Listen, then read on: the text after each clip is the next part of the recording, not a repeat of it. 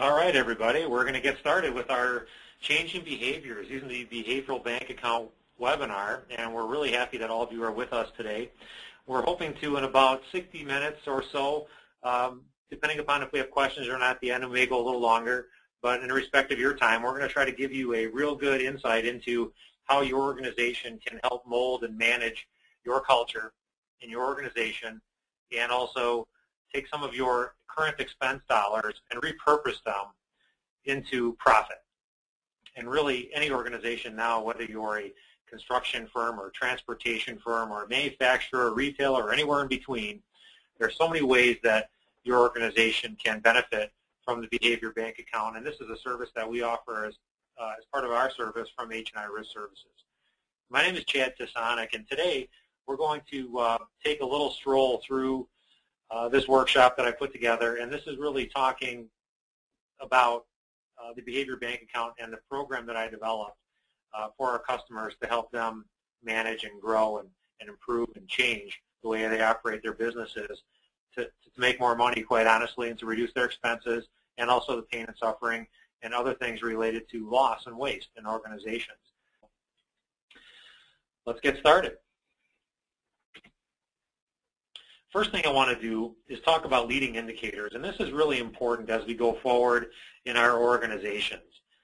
And what leading indicators really mean are, what are we looking out for the future as far as what's going to affect our business and our operation, whether you're in HR or safety or productivity or ownership or anything. One of the things on your mind, I'm sure, is what's going to, where are the blind spots? What's going to cost us in the future from a personnel perspective, from a productivity, loss and waste, all these things, and how are we going to continue to do our business in an effective manner?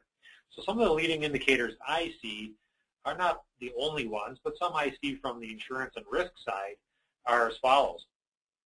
One is leadership.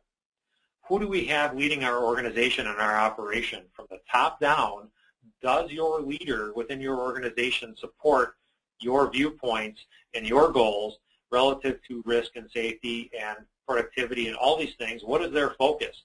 If they're entirely focused on productivity, you can see where, and some of you will show in your loss data, where you're having some issues. You may be having some incidents. And as we all know, incidents are waste, and waste relates to lost productivity.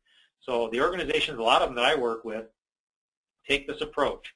You make a triangle, and you put safety at the apex, and safety in a broad sense, productivity and quality at the other points, and what you come up with is an organization that is whole as far as how they manage risk, and those organizations tend to make more money. The ones that have not a lot of attention to risk and safety and waste and loss, or maybe a lack of wellness activities, those organizations are going to struggle, and we're going to talk about that.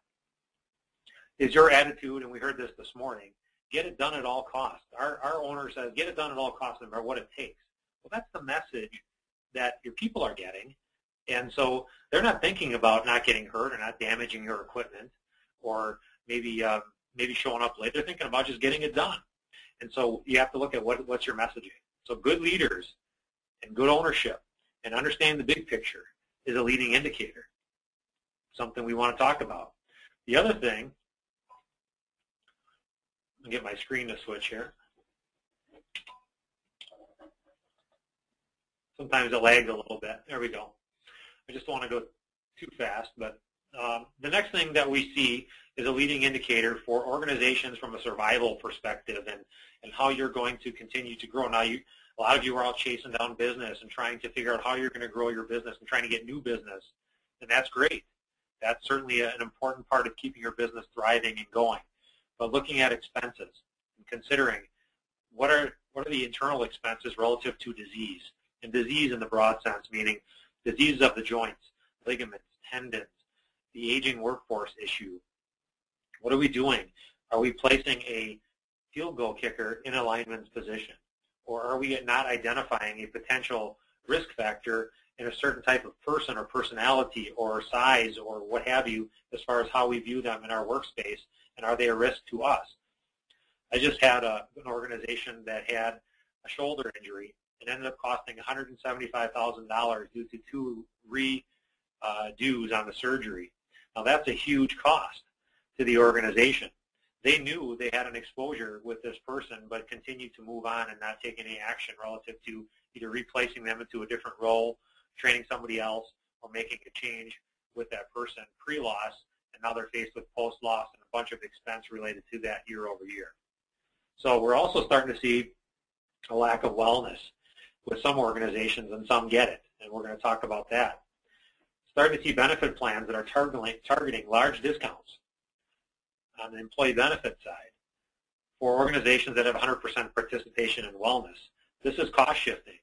You're going to see this becoming more and more prevalent, where we take the costs related to loss, and if you are participating and your people are participating in safety, risk, wellness, these type of things, that they're going to give you a discount on your benefits.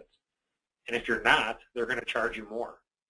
So how does that give you a competitive advantage if you're addressing this stuff now? Because in 10 years from now, it's going to be the way things are.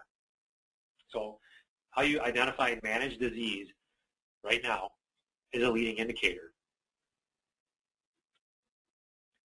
The other thing that I want to talk about is pre-existing conditions. You know, the sad thing is for all of us, from the day we're born, we're doing what? We're aging. Someone once told me we're dying, and I hope to not be that bleak as far as our outlook on life, but we're aging. And let's face it, if we've all been honest with ourselves and looked in the mirror, I know my hair is turning gray at a rapid pace, which I'm not necessarily happy with, but I've not gotten to the point where I want to dye it yet. We'll see someday. I might surprise some of you. But what I want to talk about is the existing conditions versus injury. This is going to be huge again going forward. Do people have existing conditions due to deterioration of their body, or did they have an injury at your site? I'm sure many of you could comment right now about something happened. It was a knee, it was a shoulder, it was a back, or an ankle. That, you know what, that condition probably existed in that person due to lifestyle, not necessarily what you did at your work, but you know what, you bought it. This is a big risk factor. How do we identify these lifestyle players is what I call them. How I refer to it is this. If you have, right now, your workforce, we take your workforce and look at the age groups. Typically, and this is a very general comment, but what happens to a lot of people in their 20s is they're still kind of having a good time in life. They're doing their thing. They're enjoying life, which is great. I fully encourage that. I was one of them. And some of them are in the bar every night, the smoky bar, the staying out late, not getting enough sleep, the showing up to work partially inebriated, that type of thing, and they're living that way, and that's a risk to you. But what happens is, at the age of 30 or so, some earlier, some later, people make a lifestyle change. They decide that they're not a lifestyle player anymore, that they're going to have a family, or they're going to live differently and be healthy, because they realize their health, in reality, is all they have in the long term. So most people make a change, and myself included. The issue is, and we're seeing this going forward, is the people that didn't make the change, the people that are still in their 30s, 40s, and 50s, that are still at the bar every day, that are still doing their lifestyle player type mentality, those are the people that ultimately are going to cost you big dollars, either from a benefit perspective or from a loss or waste perspective. So again, addressing these issues, these emerging issues, are going to come out. And we're seeing it everywhere, from construction through manufacturing to transportation, everywhere in between. The other emerging issue, before we get into the meat and potatoes of our presentation, is transportation. This is a huge area where we see a lot of waste and a lot of loss and a lot of potential for large claims.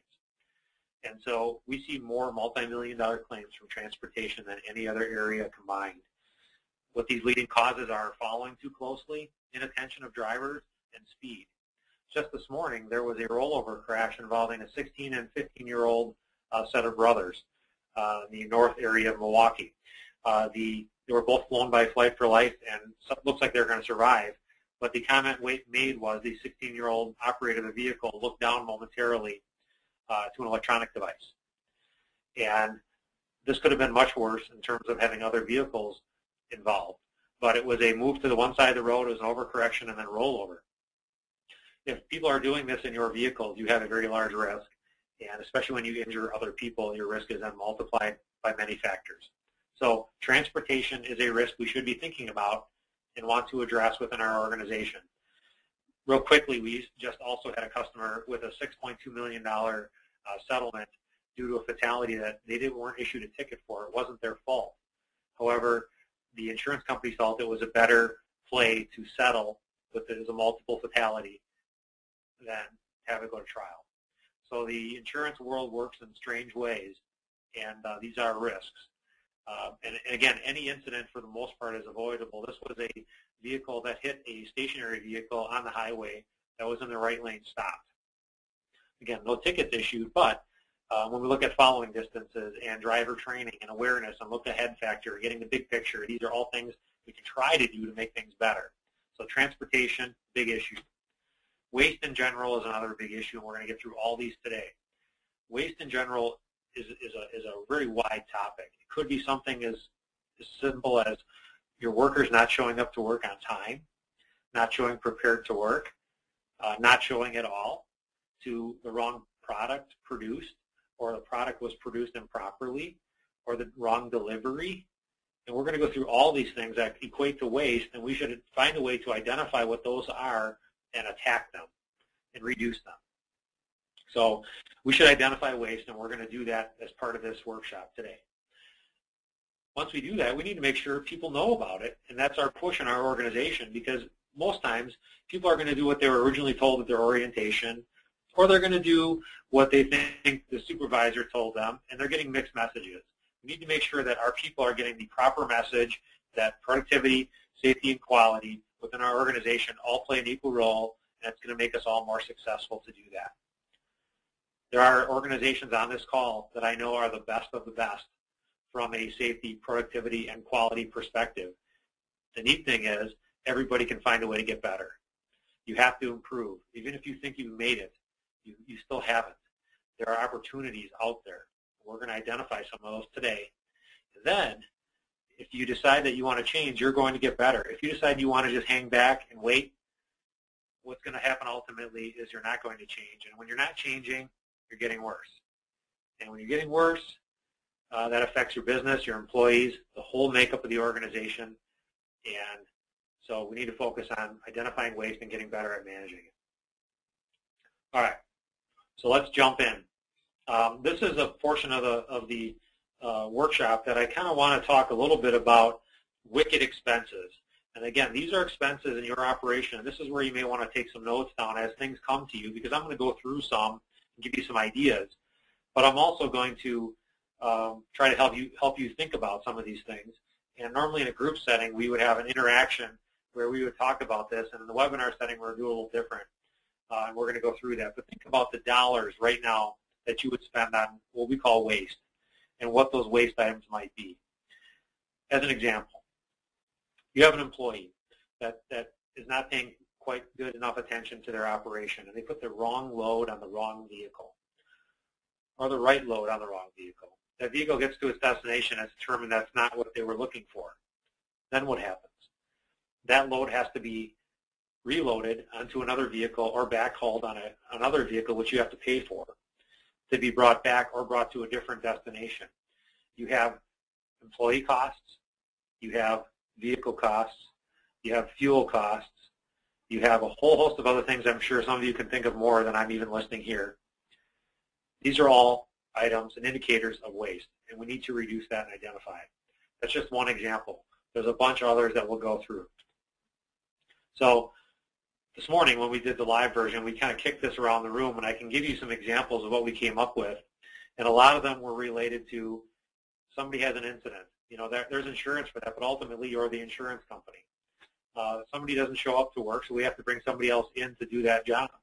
That's a double expense because maybe we're still paying that person or we're paying them to be off. So again, going back to somebody gets hurt, we have somebody to retrain to do that job, to fill in. We have quality issues. We have people not really spending much attention or time to what the customer wants and maybe not doing the right thing from a customer perspective. So again, these are all waste, and we're going to talk about this here in a second. So let's get into the workshop. Why I developed the behavior bank account, we're going to talk about that today. It's really a unique process and a system that's been proven by many of our customers, and it's been shown to save much more in the terms of dollars and waste reduction than the organizations invest in the overall program. I'm guessing a lot of you right now have incentive-based programs for things like productivity or profit or things like that within your organization. Maybe some of you have a safety bonus, and maybe others that I'm not listing.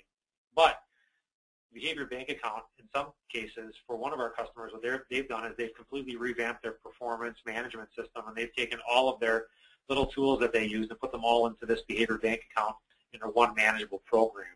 So we'll get into that. We're going to talk about some tools and how we can uncover some wanted and unwanted behaviors. We're going to talk about why some incentive programs fail. And then after that, we're going to look into some negative behaviors and some things that are costing your organization money. And there's also a blog, for those of you that want, that you can go on to hni.com and go into our blog section, where if you just look down the right-hand side, there's all the topics listed by topic. And if you go under the one under waste that I wrote, it talks about all of the things that you can look for from a waste perspective within your organization. It doesn't matter what you do, whether it's people not participating in benefits programs to parts or boxes getting moved 4 times before they really need to be moved, all those type of things. Those are examples of waste, and you can check that out and learn more there. Helping your employees own their risk and behavior is what we'll also talk about, and then real-world examples of how the behavior bank account works.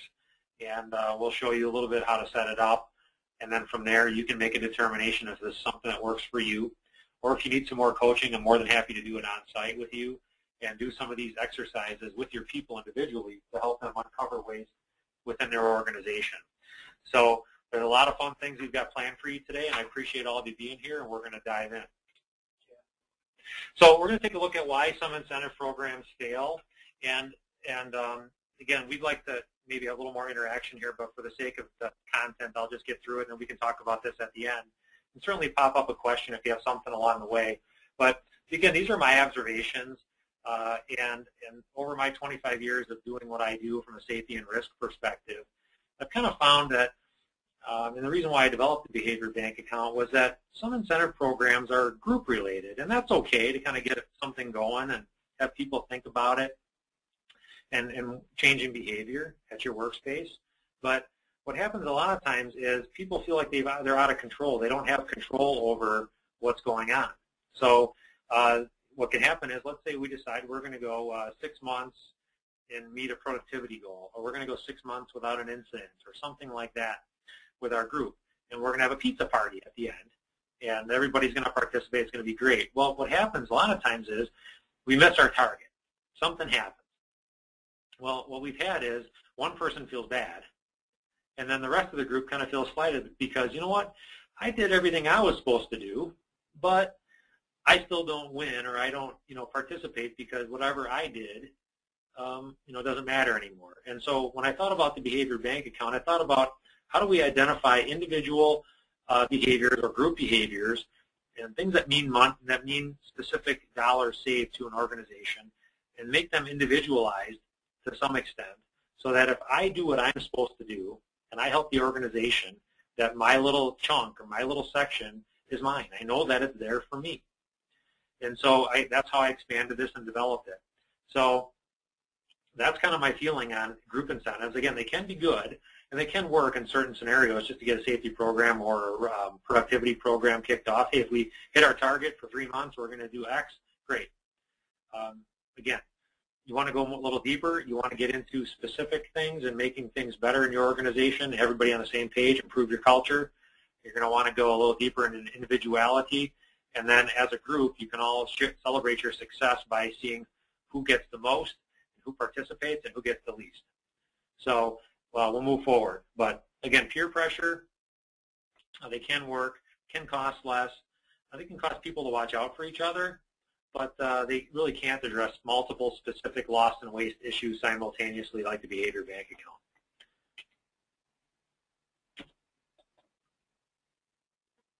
So here we go. These are some tools that we've put into play, how we can identify potential, what I call bad actors. I know that's maybe a harsh term for some of you, but if you're not identifying your bad actors from a productivity, quality, and safety perspective and wellness perspective in your organization right now, the organizations that are going to elevate in 10 years from now, I believe that the organizations that have identified those things and addressed them are going to be the ones that are going to be propelled forward. So, you have to think about, honestly, be honest with yourself. Do you have bad actors in your organization that we need to try to identify what those behaviors are and control them? I think most of you would agree yes. And how do you know? And what have you done to address it? What the behavior bank account does is it addresses that. So we can help you. And again, some of you, most of you on the phone are customers, and we're more than happy to help. Even if you're not, give us a call. We'll give you contact info at the end. We're more than happy to come out and do some of these exercises with your work team, or say you just want to do this with your supervisors to help identify what's costing your organization money and where you're wasting money. We can do that and with a group and work with you to come up with some good behaviors and work them into a behavior bank account going forward. And this is a great individualized incentive-based program. So there's an activity that I do called the Rolling Stone and Shining Star. It basically quantifies your attitudes within your organization, who is the best and who is the worst, and everybody in between. And then people self-identify where they are, and they determine how they fit. And it's a pretty cool tool and something to consider. So we'll move on. Normally what we do is, at this stage, we would help as a group identify these behaviors. But what I did was I saved you some work.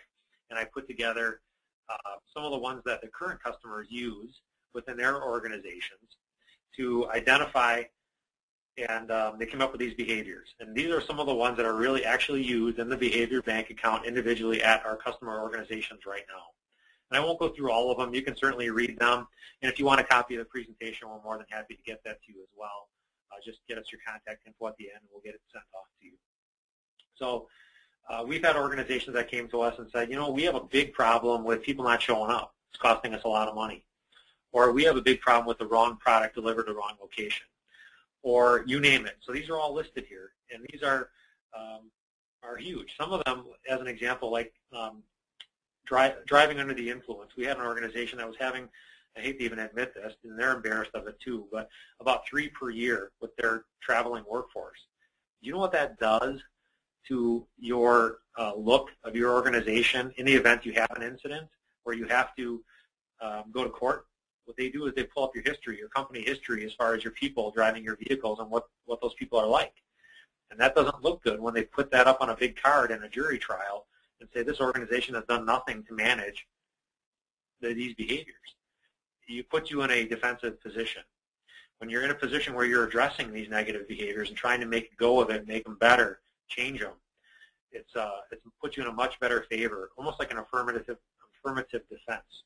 So these are, again, some of the behaviors out there. How about somebody failing to participate in the wellness program? Their lifestyle is such that they are very unhealthy, and in the end end up costing you dollars. Is that an unwanted behavior? I certainly think so. So again, it could be a wellness factor, something in terms of either smoking, or maybe it's BMI, or just maybe participating in a blood draw, or a health risk assessment, something like that. So again, it gets buy-in. And we've also had cases with customers where they've done these things and encouraged people to participate in wellness and rewarded those that have. And we just had one recently where they discovered 2 of their employees had a very high PSA and were currently in the early stages of prostate cancer. Both of these employees would never have participated in such a program unless they were incentivized and were in this program, or they were going to face a reduction if they didn't. And they identified, and they both were discovered in the early phases and treated, and everybody was happy, and both are very happy that they did it. So again, identifying wellness issues or identifying safety or productivity issues and then coming up with a way is what the behavior bank account is. So next slide. Ways to get credit with positive behavior using the behavior bank account. Again, this is a new way to help you identify behaviors and pay or charge for employee behavior. You could use this as your sole performance management system. Let's say you identify that each worker in your organization is eligible for up to a $1,000 raise in 2012. Well, what you would have done prior to this was come up with the behaviors that are essential to your operation, whether they're productivity or quality or safety or anything else or wellness, you put them in there. Those are things that mean something to the organization. And if the person does not have any of those negative behaviors, so they're not doing some of these things that you don't need, that's costing you money, at the end they get their entire raise. Well, what happens if they slip up? They're still in the game. They may only get $100 off out of that $1,000 because they goof something up on a quality situation. They're paying for it. We're changing their behavior. They're getting warned that there's something that's not good, but they're still in the game for $900. That's what's neat about it, is that you're not all kicked out of it at once. You're still in it, so you still have a chance to shine throughout the rest of the year. So again, the idea being going forward with all generations, including the ones just coming into the workforce and the ones that are just on their way out, is that someone has to pay for this waste that we're creating. And everybody has to participate. And if we're just continually paying these claims and then harping on people, oh, we have these claims to pay and our expenses are high, but we're not actually hitting them in the pocketbook, we're never going to really impose any major change. So that's what this does. It identifies the waste, and then we have them participate in the process. What's really cool, and one of our customers talked to me about this the other day, their employees actually came to them and wanted to discuss why they had a deduction for this or that. And the easy explanation is to talk to them about why it happened and why they had the deduction. That's a great thing to do on itself. But what you're doing is you're having people participate in their process. They're not waiting for their annual review. They had a gig, something they got subtracted for. Everybody's going to see it. However, they get an opportunity to come and talk to you and change their behavior on the fly. They're not waiting 6 months for the review. It's instantaneous feedback. It's another cool benefit. So again, there's ways that we can also give money back. Let's say that we have a $500 bank account and it's theirs to lose, and all their behaviors are that they're having, they run their account dry. Well, you think they've lost steam and they're not going to participate anymore? Well, they've self-identified that they're not necessarily a good actor based on your criteria. But you really want people to earn some money back because they want to participate, and we have a customer that does this. If they write an article about some of the behaviors, some of the things that they have seen and what they've done for the company newsletter, you can get $100 back. Or if they make a presentation at a safety meeting, develop it and present it, you can earn some money back. Or if they kick a habit or do something different, it's a way for them to feel like they're participating in the program even though they've lost out. So it's a win-win for the organization because you're getting a behavior change, but you're also giving a little bit back to incentivize that person to do so. Some old school people might come out and say, well, we pay people a wage, and that's their incentive to do a good job. I kind of agree with that, but I also agree that we have to really make specific work in the area of what is important to us. And whoever oriented this person versus their supervisor versus the person that they work next to may be giving them all different messages as to what's important. Wouldn't it be cool to identify 5 things that are most important to management and workforce and all agree that these are the 5 things, and you're going to get you're rewarded if you don't do them, and if you do them, you're going to get gigged? That's what this does. So the new way is to find out why people work and what's important to them. First and foremost, the reason why people work is because they want to get paid. Now, we think we're nice people and people want to work for us just for the sake of seeing our smiling face every day, but they work to get paid. And if we can show them a way to maximize that pay, as long as they do what we need them to do, we're all going to be better off. Your organization is going to soar. So teach the employees that you have your business. If your employees just come in and out every day and you just assume they don't care, that's a bad assumption. We need to identify what these things are, assume that people need to know everything and be trained regularly on what we expect from them, and then force them to care, if you will, and then reward the ones that do care and don't reward the ones that don't. And that's how your culture is going to improve, because when people start coming in and you start talking about this program from day one, people start coming in and saying, hey, that's pretty cool. Where I used to work, they didn't do this. Now they're going to reward me for doing what I'm supposed to be doing? Sweet. So that's how you improve your culture. So it allows you to also track results. People need to realize that if we have profitable results within our organization, that's a payoff. Profit is not a dirty word. Profit helps our organization grow, and it's meaningful to all the people involved that we make a profit. So track your results, and we're going to show you how to organize all this stuff and come up with a decent behavior bank account card in a minute. So This is where I talk a little bit about ownership circle. And really, if you can imagine in your mind a circle and an organization that's having a lot of loss and waste. And if you actually want to draw this, you can, or just picture it. With a lot of loss and waste at the top of the circle. If basically you have a lot of loss and waste, your expenses are higher. If your expenses are higher, you have to bid or charge more for what you do, your product or your service. If you have to charge more right now in this economy for what you do, what happens?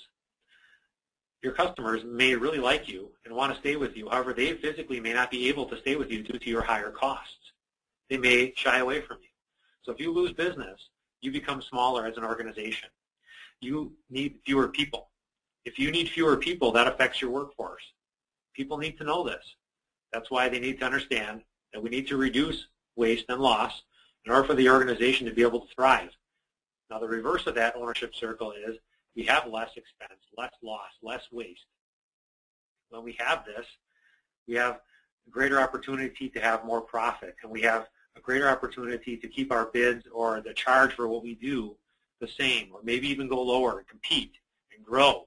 When we grow and compete, we get larger. When we get larger, we need more people. That lends itself to more opportunities for your people. More opportunities for your people for growth is a good thing. Organizations that are growing and have growth is a good place. People want to work for that organization. And those people will prosper. And once that happens, then you can continue to grow, continue to spread your message of keeping our waste costs down. When we keep our waste costs down, the cycle continues. So that's the ownership circle. It's an easy way for you to describe to your people the basics of business. The fact that if we don't earn money, and we are not profitable, we can't survive. If we can't survive properly, that affects all of us. So that's why people need to buy into the game. This is where we need to go in education. People coming into your workforce right now, for the most part, don't understand this. You need to articulate this stuff to them so that they understand. And if they don't care, you shouldn't have them in your workforce. Saying somebody doesn't care is a cop-out. We have to make sure the ones we have in care. If they don't, we have to find somebody else. So that's what we're talking about a little bit on having people own risk. Okay? Here are some real-world examples of the behavior bank account where we've actually implemented with our customers. We've got over a dozen of our customers that are using this actively right now. Many of them comment to me that they have made huge strides in their operation, both from a productivity standpoint and from a waste reduction standpoint, real time as this program progressed. So one example would be a manufacturer that was damaging their products before they got them out the door. One of the behavior bank account items was, if you damage a product in the production process, that's not an expense that we want to tolerate because that's a waste. So if you damage a product, you're not out your entire bank account, but you are going to have to share in the cost of that damaged product. In this case, they used minus $50 out of the $500 bank account for that person. They went, after experiencing about $70,000 in damages, they went an entire next year after implementing this program and telling the people these behaviors are important to having none. That's huge. When we asked the people why, they came back and said, we didn't know it was important. We thought the most important thing was getting the product out the door as quickly as possible. And if we damage them along the way, so be it. You know, I ask you, how many in your operations right now have this type of mentality? If you really dig down deep, is it we're in freak out mode and we're trying to get as much done as possible, and if we kind of leave some things in our wake along the way, that's part of doing business? That's something you need to address. Another organization we work, trucking warehousing organization, they tracked errors already within their operation because they wanted to know who wasn't showing up. They considered that an error. Who was late? That was another error. Wrong loads delivered was an error. Damaged freight was another error. All these things were errors in their operation. They tracked them. They came up with the behavior bank account with 5 behaviors that they wanted to avoid, and they were the ones that I just listed. They track their errors on an annual basis. After a year of using this program, they realized a 60% reduction in errors as they tracked them from the previous year. There has been a change made. People now understand that these are the important targets within the operation, and they're held accountable to them. So this behavior bank account's a tool for that. about 25,000 estimated. They estimated about $500,000 in savings from these reduction in errors. So again, there are some investments here into giving something back to the people, but I think that's okay as long as we can quantify the potential savings up front and give that to our top management, have them understand the potential savings. If your mod is anything over 1.0, I can automatically quantify 20, 25, 30% of your workers' comp costs right now by implementing a program like this. So whatever that number is, that's an easy one that I can do just off the top of my head. Because having people realize that not having an incident is part of their job and they're going to be rewarded or gigged for it is going to change your culture. If people realize that they're the ones that are responsible for their safety, more so than anybody else, more so than the safety director, more so than the owner, more so than the supervisor, they are responsible, you're going to see good things happen out of your program. The next one was a contractor. They had about 30% compliance. And I also asked, how many of you are chasing down paperwork? This was a big risk for this organization. They felt like they were 2 or 3 people in the organization were spending most of their valuable time and salaries chasing people down for paperwork because they were lazy or because they decided it wasn't important. That's a huge, when you look at salaries today, that's a huge expense. They could have been doing other things more productive for the organization, but no, they were chasing down paperwork. Well, what they did was they basically said, if you don't turn your paperwork in, it's minus $100 every time you do it out of this behavior bank account. If you turn your paperwork in, you're going to have that whole pie waiting for you at the end of the rainbow, at the end of the year, at the holiday party. They went from 30% compliance to 100% compliance. They had a little blip along the way where some people kind of bought in at first, but then decided they didn't really want to buy into it totally. So what they did was they addressed those people individually, and the owner said, you know what, this is what we're doing. If you're not doing it, we can't use you. I like that as a tactic. So it's going to be kind of interesting. I would say you would look at that. We're getting some questions, so I'm going to read those on the fly and kind of go forward with this. And that someone here, the question is posed: is there a concern that you're incenting an associate not to report an injury, which gets squishy legally? I agree. OSHA does frown upon incentive-based programs where we discourage people from reporting. I have a great tactic to be used in that place and in place of that, and we'll talk about that as we go through. Real quickly, what it is let's use an incident as an example that was used in the question, and say it's minus 100 in our accounts. What I would automatically include as part of one of those 5 or 6 behaviors that we want to avoid is failure to report an incident is minus 200.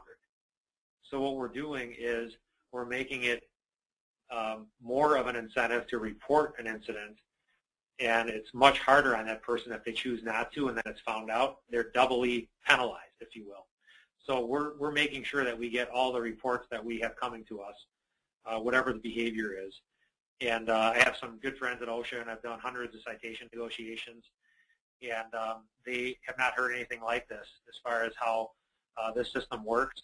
And off the record, they of course never go on the record when it comes to incentive programs, but off the record, they thought it was pretty cool. So charging people more for not reporting, and that could be property damage, that could be anything. So what you're doing is you're encouraging people to report because it's going to be less of a burn for them if they do. So good question. Thank you. Keep them coming. The next one is a construction company. They had a lot of driving under the influence cases, and as we talked about before, having a lot of those and not managing them properly.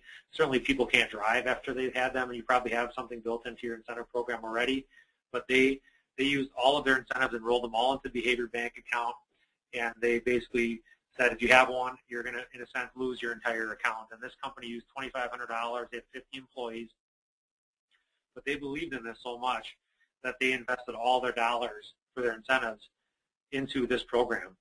And there was also productivity, some things in there, some wellness things in there, and the like. But what they did was they said, if you have a DUI, your whole account's trashed out. You can earn some money back, but for the most part, it's going to sting real bad. And so that was more of an incentive to people to not have those because it was going to sting real bad if they did it. And they went the whole entire next year without one. So it's another good example of how this works. There's so many different dimensions. I'm just giving you a few examples that might pique your interest and give you an idea. I would say that we can come up with individual behaviors, but you're best off looking at your organization in specific. Where are you spending money right now where you don't want to spend money? And is it worth the investment to help your people understand that they should not be spending money in that area, and that you're going to be rewarded or penalized when you have those incidents that are related to those areas? So that's what it is. We're going to move on. Just get a little bit of a lag here for our at-home viewers. This is what a sample card kind of looks like, as you're seeing here on your screen.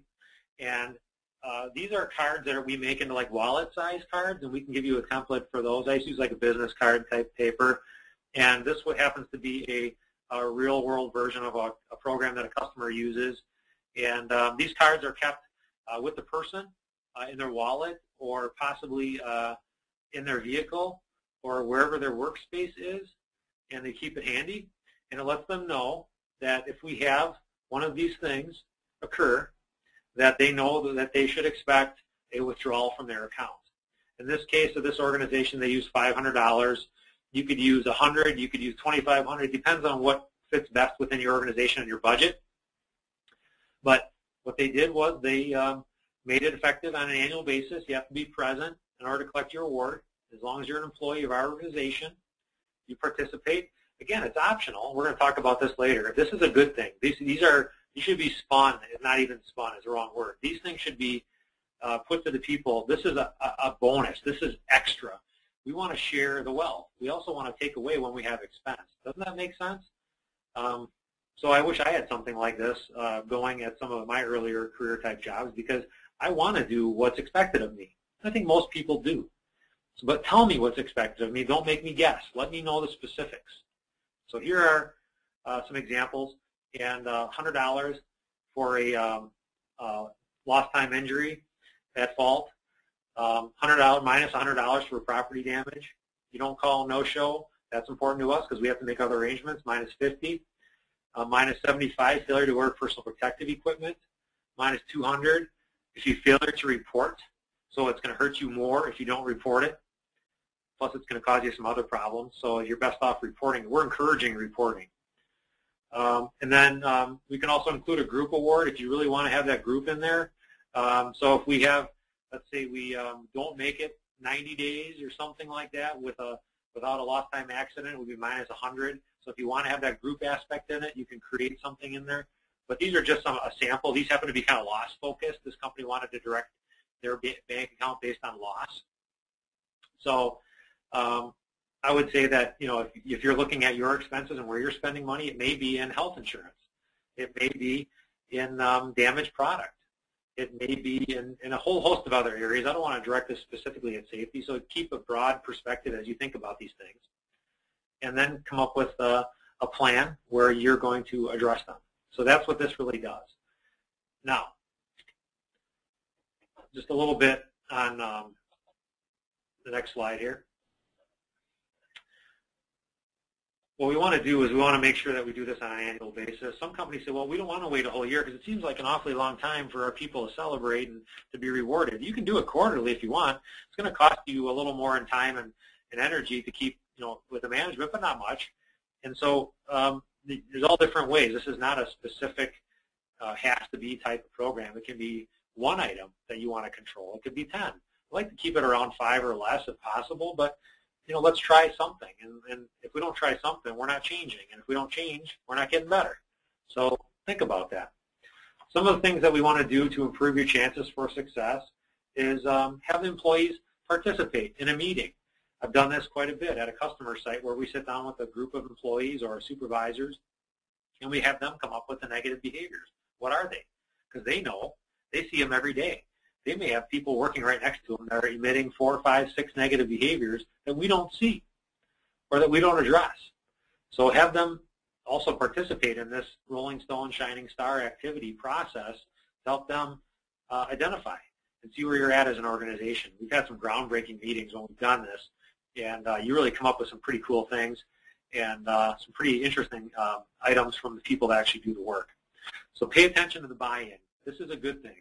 It's something that people should want to do. It's extra. If you don't want to do it, don't do it. Don't participate. It's optional. But what you'll find is we've had people, 4 or 5, 6 people out of 50, I don't want to participate.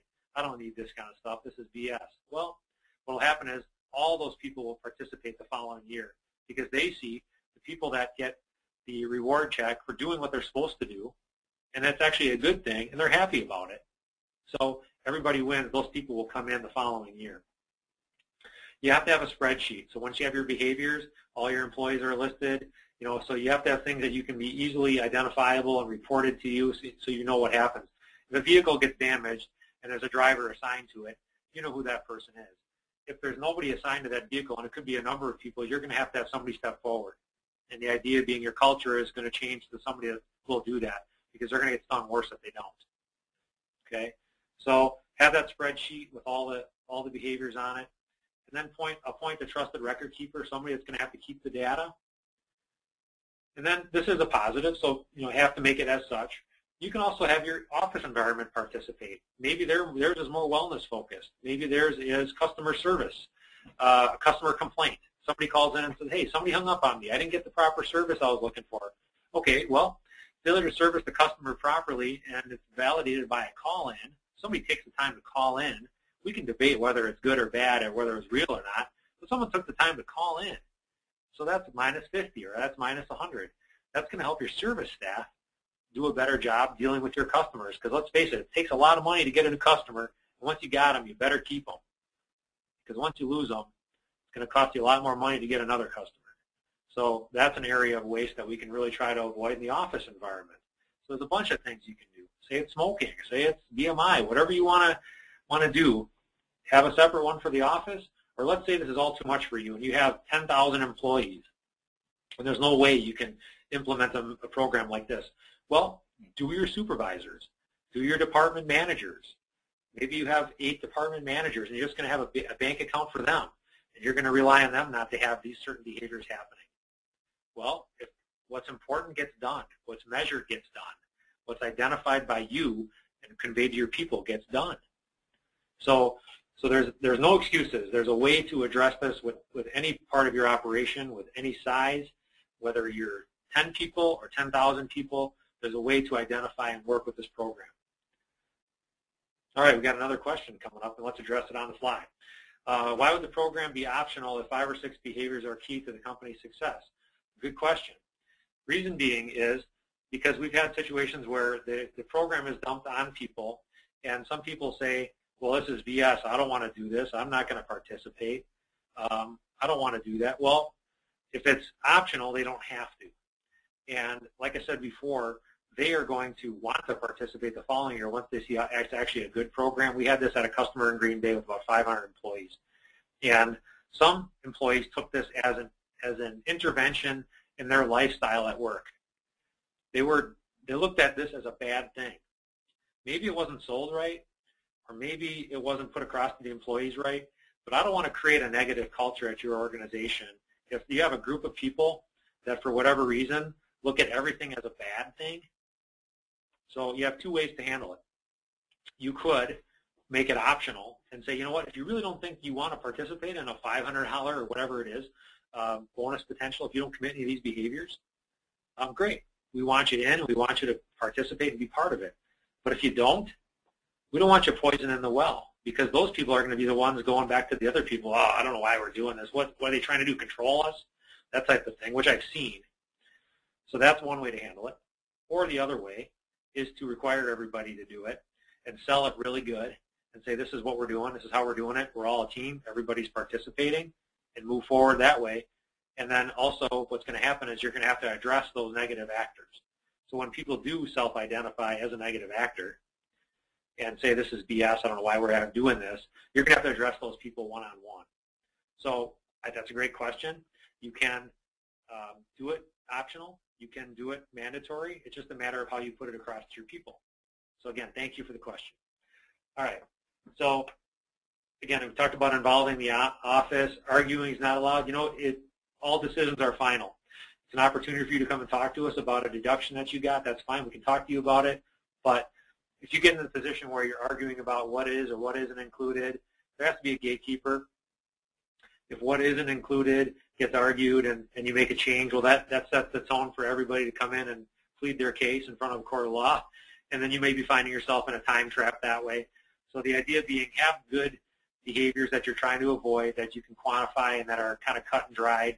As an example, some use at fault in their system. Some use, it doesn't matter what, if it's property damage, whether it's at fault or not, it's minus 100. There could have been something you could have done to avoid it. As an example, hitting a deer. We had an argument at one customer. They said, you know, it's $200 off if you have property damage, over 500. And this person hit a deer, and they said, well, I don't know why I should get $200 off if I hit a deer. That was not avoidable. The deer ran out in front of my car. Well, the answer to that is it depends on how you word it. If you have it as at fault, in that case, you can say, well, maybe it wasn't at fault. We're not going to do it. But if you have no, if it is or it isn't cut and dried, what you say to the person is, there's something you could have done. You could have driven a little bit slower. You could have had your high beams on. You could have, you know, who knows what, but we got to keep it consistent. So we've got to bite the bullet, and that happened at this organization I'm referring to out in Madison. And the person didn't like it, but they understood, and it was a learning experience, and it helped change their behavior. They maybe drive differently at night now, and that's what we want. So, you know, that's a good thing. So, again, it shows off our best and worst actors in our organization, identifies good actors and bad actors, and then you can address them. You can take a look and see how you want to address those people. Let's say at the end of the year you've got 5 people that completely blew through their whole account. Well, you kind of know what you got now. You can have those one-on-one discussions and say, look, you know, Bob, you had everybody else seem to manage to do something here. What's going on with you? What can we do to help you? They've identified themselves, and that's managing risk, whether it's losses or whether it's productivity or who knows. It's a way you manage your operation. So you got to get CEO support, and you got to post your results. The idea being with peer pressure, people don't want to be on the bottom, and they want to work their way up. You will see consistent improvement over time by putting this program out there for all to see, because people don't want to be on the bottom for the most part. The ones that do maybe aren't right for your organization, but you have to have CEO support. If you don't have top management support for this program, you're going to get mixed messages in your program, and it's not going to work. Okay? All right, so in summary, if you don't change something, nothing changes. So we have to find ways to change, and that's I'm put with the task here at H&I to come up with new and exciting products and ideas and challenges for our customer organizations to help you get better at what you do. If you just sit back and think, you know what, we're the best manufacturer out there, and we're the best doing what we do, and we make money, and nothing's stopping us, and you don't ever change anything, you stay the same, someone's going to pass you. So we have to identify things that we can do within our organization to look at that waste and address it. We have to quantify where we're spending money and how we can save money. Just like I said before, reducing our mod 30 points or improving our quality or having less damage is instantaneous feedback to our organization, because all of that is pure profit. How many parts do you have to sell to make $30,000 in pure profit? Or how many loads do you have to haul to make $20,000, $30,000, $40,000 in pure profit? That's after your payments. That's after your wages and your insurance and everything else. That may be 5 or 10% of your sales. You know, so those are big numbers. So we can take those sales dollars and repurpose them into profit by addressing the waste in our organization right away. So there's all different things you can do and different ways you can manage this. There's no specific right or wrong way. And so, you know, you can let everybody know this is important to us and how much it matters to everyone for our growth. Give people a chance to change. Don't just write people off. Sometimes people need a little product. Sometimes they need a discussion from the CEO. But how many times do we let bad actors just twist because they're good at one thing? We just let them go because, you know what, Jim's really good at just getting that, you know, product out there. And even though he's kind of poisoning our well every day, we just got to keep him. Well, what's that costing you in reality? It might be big. So we can identify some of those things are costing us money and change them. So once employees get the message from day one, you get new employees coming into your workforce getting this message, your culture starts changing, you start making real changes in your organization, reducing your costs, you're going to make big time cash. So again, share the payouts in a family setting. A lot of our customers, again, use parties, picnics, that type of thing. You get your spouses, your significant others, your family members involved. Everybody can see who the top winners are. Everybody can see who the middle ones are. And everybody can see and identify who the zero winners are. And when that person comes back to the table with the check for $100 versus the person next to them with the check for $500, what's the difference between the two of them? One paid attention to negative behaviors and one didn't. Cut and dried. The spouses see that. Interesting conversations at tables, and I've been at these meetings where they handed out checks. Interesting conversations are had as to, wow, Jim did this. Why weren't you able to do this? It's peer pressure. It's family pressure. Things start to change. Oh yeah, well, you know what? They did it. I guess I can do it too. So make a big deal out of it. This is a big deal. Let's make a big deal out of it. Resistors will self-identify, but we have to take action on those people. If we don't take some action to try to improve them, bring them up the ladder, or have them move on to other employment, we're going to continue to have the same problems within our organization. So you maybe have little problems in your organization. You maybe have big ones. No matter what you have, you should be addressing them, taking a look at them, and figuring out ways to manage them. I've covered a lot of ground really quickly, and I know that there's a lot of material here. The behavior bank account, quite simply, is a card that's given to the people with the behaviors that you're trying to avoid. The people have the eye in the sky. They see that money at the end of the rainbow. All they have to do is go the whole year without those behaviors. If they do, they are rewarded, and they should be, because they've helped save you money. The ones that are costing you money are help paying you for the money. So think about that. Would that make an impact at your organization? What if you only did this? What if you only did $100? Okay. What if you only did $100 and you had one behavior that you wanted to change? And say you have 100 employees in your organization, there is a cost associated. But could changing that one behavior make up for that cost? I think in a lot of cases, all of you could now sit down and identify what some of those costs would be, and then from there come up with a behavior bank account, start small or start larger, and go from there and make some big impacts on your organization. What we're going to do is we can throw it out to questions. I can open up the mic if people are interested. We've got some time. We also have a question coming across our wire here, and the question is, can we get a copy of this presentation, and if so, how? Yes, you can. We are full disclosure, full transparency here at H&I, and we're a big believer in giving our material out and making sure that people have good things to help them change their business. And we're going to post up a link on our website, and we'll email out a link to all the attendees today, so you can go ahead and find that presentation and download a copy of it. We're more than happy to get that to you. I'm going to switch my screen now, and I think the one thing I wanted to do earlier is talk a little bit about an interesting video that I have, and I don't know if it's going to come across real good. It's the first time I'm ever trying this. You know what? I don't have it up, so we're not. You know what? We're not going to do it. I'm going to actually open up the mic, and if anybody has any questions that they want to ask live with the group, we'd be happy to do that and answer those, because sometimes we can learn more from that. So we're going to unmute everybody, and then we'll go ahead and you guys can ask questions if you want, and we can learn that way. And if you don't have any, we'll move on and go from there. So I'm going to unmute everybody. You ready?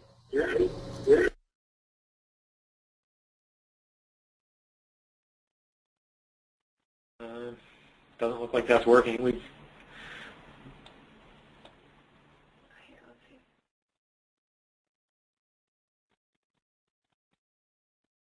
Doesn't look like that's working too well. Again, technology is a great thing, but it also can be a detriment. But look, we're trying to hit the unmute button, and nobody is unmuting. So if you do have a question, just give it a quick type on your screen. And also to my email address, for those of you that don't have it and have a specific question you maybe want to ask offline, I'll give you my contact info. My email is ctisonik@hni.com. My phone number and my portable device is 262-617-5973. And please feel free to call me or email me. We're kind of waiting on questions here, and I don't see anything else popping up. I must have covered it really, really good, and you all really get this program and see how it works. We also have sample cards. If you have my email address, if you want to see what a sample organizational card looks like, we've got quite a few people doing this already and having some good results. This morning at the live session, people that are on it also attended, and they could teach the seminar for me because they're having spectacular results and saving some dollars and improving some behaviors and cultures. So if you want to see what specific company cards look like, I can share those with you, and I can give you articles that I've written relative to this topic if you need more information. We're full disclosure and happy to help you in any way we can.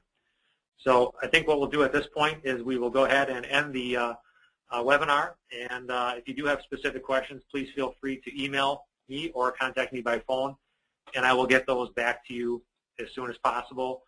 And I appreciate your time and attention, and if there's anything else I can ever do for you guys from a risk and safety perspective or a waste reduction perspective or productivity or anything within your organization, I'm more than happy to help. Don't have all the answers, but I'll collaborate with you and help you get some success. I hope all you guys have a great afternoon. I appreciate your time and attention. Take care.